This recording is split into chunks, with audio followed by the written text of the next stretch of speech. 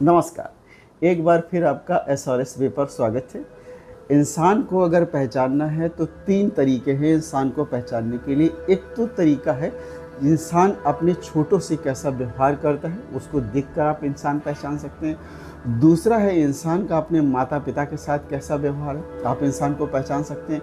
तीसरा है जब इंसान जाते समय उसका व्यवहार देखिएगा, इंसान कैसा है, आप उसको पहचान सकते हैं। तो आते समय सब अच्छे से बात करते हैं। तो चलिए आज मैं फिर से उपस्थित हूँ एक नई स्टोरी के साथ। आज की स्टोरी है चंद्रधर शर्मा गुलेरी की कहानी। उसने कहा था अगर आपको स्टोरी अच्छी लगे तो इस स्टोरी को शेयर ज़रूर करिएगा। ये कहानी कहाँ से शुरू होती है? ये कहानी शुरुआत होती है लुधियाना के एक शहर से, लुधियाना से शुरू होती है। ये कहानी है प्रथम विश्व युद्ध के पहले की कहानी है। होता क्या है कि एक अगर हम बात करें, अगर होता क्या है कि जैसे आपने देखा होगा रिक्शे वाले, बहुत सारी भीड़ भाड़ी जगहों पर रिक्शे वाले जो होते हैं उल्टे सीधे संबोधन देकर आपको किनारे करते हुए निकल जाते हैं। उसी तरीके से लुधियाना में जो बैम्बू काट बहुत फेमस था, तो वहाँ पर लोग अच्छे से संबोधन देते हुए निकल जाते हैं। बल्कि अगर भारत के अदर राज्यों में बात करें तो वहाँ के लोग बड़े ही मतलब बेकार तरीके से बोलते हैं। कहानी की है लुधियाना की एक गली में एक लड़की है और एक लड़का है। एक दुकान पर जाते हैं और दुकान वाला जो होता है वो किसी परदेशी से बात कर रहा होता है। इतने में दोनों एक दूसरे से बात कर रहे, तू कहाँ रहती? वो कहती मैं मगरे में रहता हूँ। उसे पूछा तू कहाँ रहता है? तो वो कहती है मैं यहाँ पर रहता हूँ।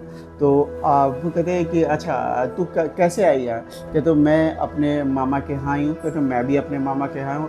लड़का जो है अपने मामा के जो बालों के लिए दही लेने गया था और जो लड़की थी वो बड़ी लेने गई थी। ठीक है, दोनों लेने गए थे और उनकी वेशभूषा को देखकर लगता है कि दोनों सिख होंगे। तो होता क्या है कि जब वो जाने लगते हैं इतने में दुकानदार खाली हो जाता है, उसको सामान देने लगता है। दोनों सामान लेके जाने लगते हैं तो बातचीत अच्छी से हो जाती है। तो ये पूछता है तेरी सगड़ी हो गई है? सगड़ी मतलब सगाई, सॉरी, तेरी कुड़मई हो गई है? तो पूछते हैं तेरी कुड़मई हो गई है? तो कुड़मई का मतलब होता है सगाई। तो कुड़मई वो कहती धत और चली जाती है। ये बार बार इस किसी दुकान पे, कहीं दही की दुकान पे, कहीं दूध की दुकान पे, कहीं अखबार की दुकान पे मिलते हैं और लड़का बार बार यही क्वेश्चन करता है क्या तेरी कुड़मई हो गई है? तो लड़की धक करके चली जाती। एक बार जब लड़का महीनों मिलते जुलते रहते हैं, एक बार जब लड़का परेशान हो जाता है उससे पूछता है तेरी कुड़मई हो गई है? तो लड़की ऐसा जवाब देती है जो लड़के ने सोचा नहीं। वो कहता हाँ मेरी कुड़मई हो गई है, देखो ना मेरे कढ़ा हुआ शालू मैंने पहन रखा है। अब यहाँ से लड़के का दिल टूट जाता है। लड़का घर जाता है, रास्ते में एक सब्जी वाले के ऊपर दूध फेंक देता है और कहीं कुछ उल्टी सीधी कर देता है, कुत्ते के लात मार देता है। एक वैष्णवी जो नहा कर आ रही है उससे टकरा जाता है, वो गाली खा लेता है, अंधे की उपाधि प्राप्त कर लेता है और चला जाता है और बहुत परेशान हो जाता है। अब कहानी का दूसरा पार्ट, और कहानी का दूसरा पार्ट शुरू होता है प्रथम विश्व युद्ध के। इस कहानी के 25 साल के बाद प्रथम विश्व युद्ध की कहानी है। उस समय जर्मन से युद्ध हो रहा था। जर्मनी के जो लोग थे उधर से थे और बड़ी बड़ी खंदक मतलब खाइयाँ खुदी हुई थी और ये खाइयों के अंदर बैठे हुए थे और उसी में बैठा हुआ था लहना सिंह। आपको बता दूं ये लहना सिंह ये वही व्यक्ति है जो 25 साल पहले उस लड़की को मिला करता था। अब सब आपस में बातें करते, अरे मैं तो चाहूँ कि इन 8 जर्मन को गिरा दूँ और चला आऊँ। तो कहते हैं अरे जर्मन तो बहुत बेकार होते हैं और बहुत मार देते हैं। तीसरा बात कहते हैं बताओ इतने दिन से हम लोग इस खंदक मतलब खाई में बैठे हुए हैं और आज 4 दिन को हो गए हैं लड़ते लड़ते और 7 दिन के बाद हमारी छुट्टी हो जाएगी और जाएंगे खूब खाएंगे पिएंगे और खूब अच्छे से नहाएंगे। ये सब बातें चलती। उतने में एक वज़ीरा होता है। वज़ीरा जो होता है वो हंसी हंसी वाली बातें कर देता है तो सब हंसने लगते, बहुत परेशान होते। इतनी ज़्यादा ठंड होती तो उसमें लहना सिंह कह 2-3 बातें कहता है। लहना सिंह कहता है कि मैं जब भी मरूंगा तो अपने भाई की गोद में मरूंगा और मैं यहाँ पर नहीं मरूंगा, ये मेरा वादा है। वो आपस में बातें करते कहते यहाँ पर इतनी ठंडक है, एक तो हम ठंड से मरे जा रहे हैं और दूसरा एक तो हम ठंड से मरे जा रहे हैं और दूसरा ठंड हमारी हड्डियों में घुस गई है।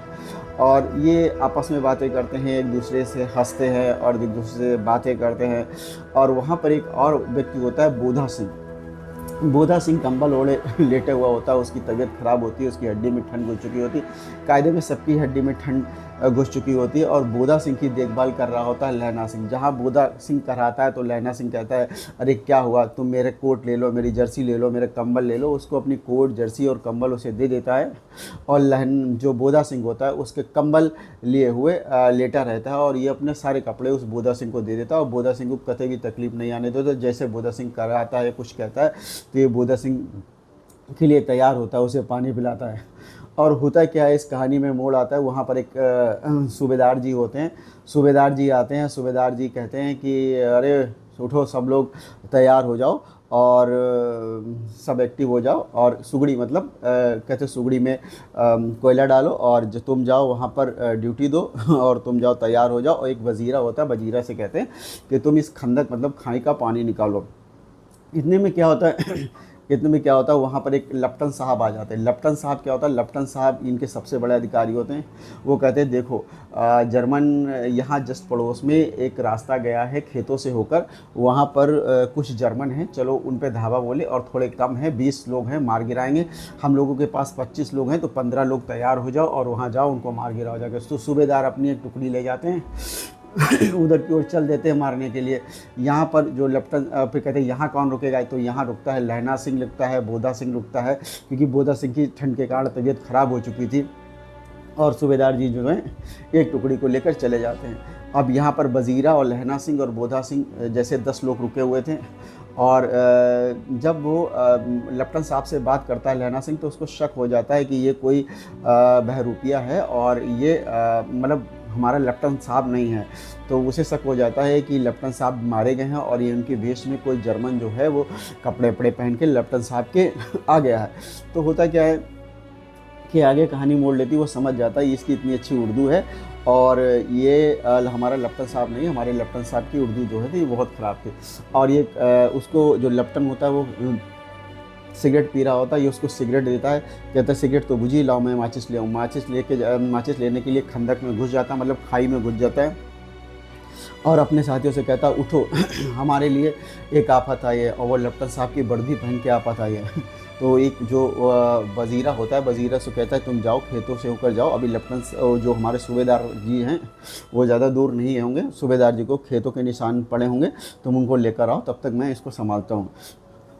तो ये क्या होता है, ये जो होता है ये लहना सिंह होता है और उससे जाता है, बातें करता है, थोड़ी थोड़ी बातें करने लगता है। तो बातें करने में दिक्कत हो जाती है और इतने में वो जर्मन जो है वो उसको गोली निकालता है और शूट कर देता है। ये भी इसके पास भी गोली होती है, ये भी गोली निकालता है और जर्मन का काम तमाम हो जाता है। जहाँ गोलियों की आवाज़ सुनता है तब वहाँ पर 70 जर्मन जो होते हैं वो आ जाते हैं और ये 8 सिख होते हैं, उन 70 जर्मनों के साथ लड़ते हैं, बाखूबी लड़ते हैं, उनको मार गिराते हैं। जस्ट पड़ोस में एक खंदक और होती है, एक खाई और होती है, वहाँ पर ये लोग वहाँ से भारतीय लोग आते हैं और उनकी हेल्प करते हैं। तो उधर तब तक सूबेदार आ जाते हैं, सूबेदार पीछे से और ये लोग आगे से मार गिराते हैं। जब ये लड़ रहे थे तो एक गोली तो उसके जांग में लग जाती, पहले जर्मन मार देता है। लड़ते समय लहना सिंह के एक गोली जो होती है उसके सीने में धंस जाती। बहुत बड़ा घाव होता है। लहना सिंह अपना साफा निकालता है और उसे बांधता है और बांधने के बाद फिर से लड़ने लगता है। अब युद्ध जब समाप्त हो जाता है तो फिर अब बात आती है कि कितने लोग बचे, कितने लोग मरे। तो उसमें जो सूबेदार जी होते हैं वो भी घायल हो जाते हैं और बोधा सिंह जो होता है उसको लड़ने ही नहीं देता है, वो कहता है उसे लिटाए रखता है क्योंकि उसकी तबीयत बहुत ख़राब होती है। तो वो क्या करता है जो लहना सिंह होता है उसकी भी हालत बहुत ख़राब होती है, लेकिन वो सूबेदार से कहता है जाओ अस्पताल तुम चले जाओ, तुम अपना इलाज करा लो। और जाते समय कहता कि सूबेदारनी से कहना कि मेरे लिए माथा टेके और जो उसने कहा था वो मैंने पूरा किया। तो बताऊं मेरे प्यारे बच्चों, जो उसने कहा था ये इसका शीर्षक भी है। और ये जो लड़की जो उसने कहा था ये कौन थी, ये लड़की वही थी जो उसे लुधियाना की गली में मिली थी।